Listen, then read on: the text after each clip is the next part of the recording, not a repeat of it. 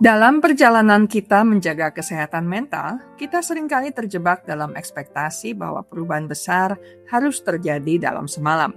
Kita ingin depresi hilang seketika, kecemasan lenyap setelah satu sesi meditasi, atau kebiasaan buruk berganti menjadi produktivitas luar biasa hanya dalam hitungan hari.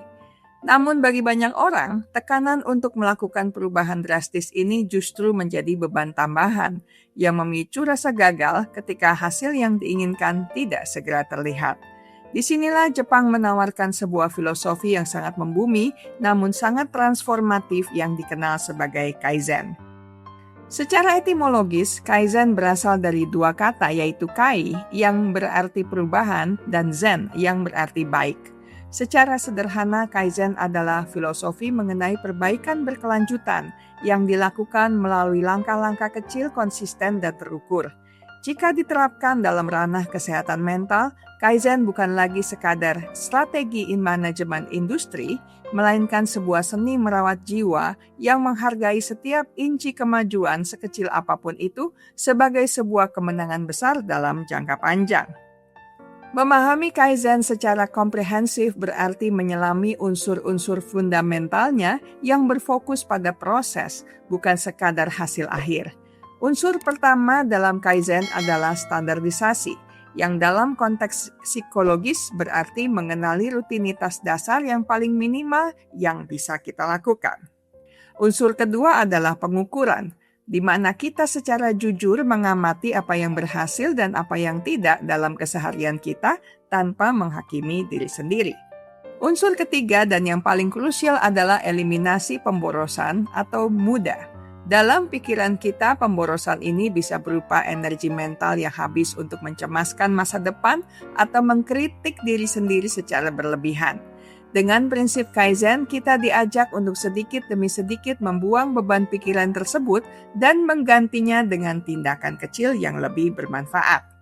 Filosofi ini menekankan bahwa perubahan yang stabil adalah perubahan yang tidak memicu rasa takut atau resistensi dari otak kita.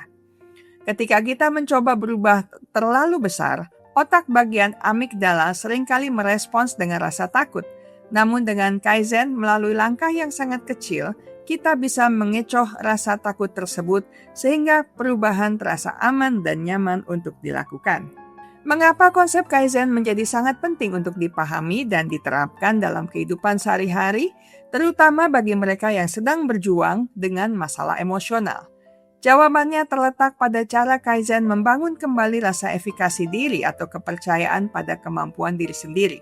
Seseorang yang mengalami depresi seringkali merasa lumpuh, bahkan untuk melakukan tugas sederhana seperti merapikan tempat tidur atau mandi.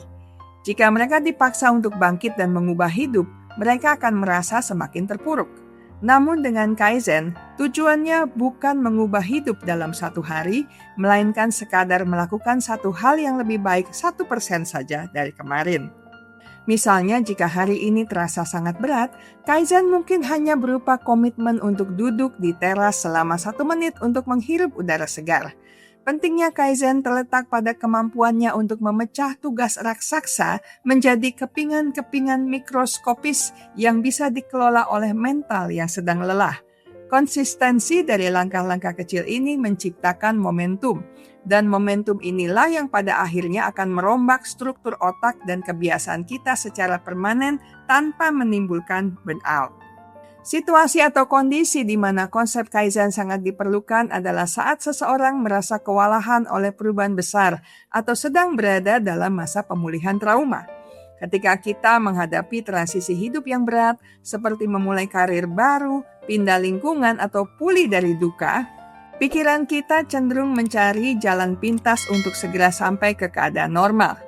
Keinginan instan ini seringkali berujung pada kelelahan mental. Kaizen juga sangat dibutuhkan dalam situasi di mana kita ingin membangun kebiasaan kesehatan mental yang baru, seperti mulai berolahraga atau mempraktikkan jurnal syukur. Selain itu, bagi mereka yang terjebak dalam perfeksionisme, di mana ada ketakutan bahwa jika sesuatu tidak dilakukan dengan sempurna, maka lebih baik tidak dilakukan sama sekali, Kaizen hadir sebagai penyelamat. Filosofi ini memberikan validasi bahwa melakukan hal kecil dengan tidak sempurna jauh lebih baik daripada tidak melakukan apa-apa karena menunggu kesempurnaan. Dalam kondisi depresi klinis di mana energi psikis sangat terbatas, Kaizen menjadi satu-satunya jembatan yang realistis untuk menghubungkan seseorang dengan aktivitas kesehariannya kembali. Siapa saja yang sebaiknya mengadopsi filosofi Kaizen agar mendapatkan manfaat maksimal? Pada dasarnya, siapapun yang ingin bertumbuh tanpa harus merasa tersiksa oleh proses pertumbuhan itu sendiri adalah kandidat yang tepat. Namun, Kaizen akan sangat bermanfaat bagi para overachiever yang seringkali merasa stres karena memasang target terlalu tinggi, serta bagi individu yang merasa hidupnya sedang stagnan namun takut untuk memulai perubahan. Para pelajar yang sedang menghadapi tekanan akademik, orang tua yang merasa kewalahan dengan urusan rumah tangga, hingga mereka yang sedang menjalani terapi psikologis dapat menggunakan Kaizen sebagai alat bantu memantau kemajuan mereka. Manfaat maksimal akan didapatkan oleh orang-orang yang bersedia menurunkan ego mereka untuk mau memulai dari hal-hal yang tampak sepele. Ketika seseorang cukup rendah hati untuk menghargai langkah sekecil 1%, saat itulah kekuatan Kaizen mulai bekerja secara ajaib dalam hidup mereka, mengubah keputusasaan menjadi harapan yang berkelanjutan. Sebagai penutup, mari kita renungkan bahwa kesehatan mental bukanlah sebuah destinasi yang bisa dicapai dengan satu lompatan besar, melainkan sebuah jalan panjang yang dibentuk oleh ribuan langkah kecil. Kaizen mengajarkan kita bahwa kita tidak perlu menjadi pahlawan yang melakukan perubahan dramatis dalam sekejap. Kita hanya perlu menjadi manusia yang mau mencoba sedikit lebih baik setiap hari.